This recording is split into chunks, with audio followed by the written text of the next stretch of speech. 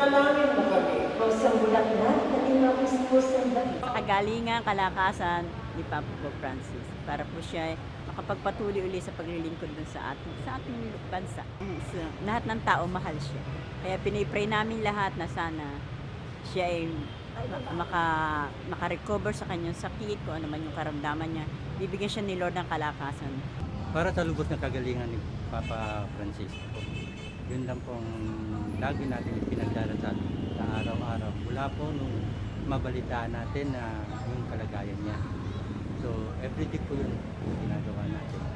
Sinasama po natin siya sa aming panalangin. Hindi lamang po ako, kundi kasama po na aming pamilya. Pero po, malungkot dahil hindi po katakalain natin na mararanasan niya yung ganun na uri ng karamdaman. Subalit alam ko naman po na hindi siya bababuyan ng ating Panginoon. We pray for our Holy Father, Pope Francis. Let us ask the Lord to strengthen him, to console him in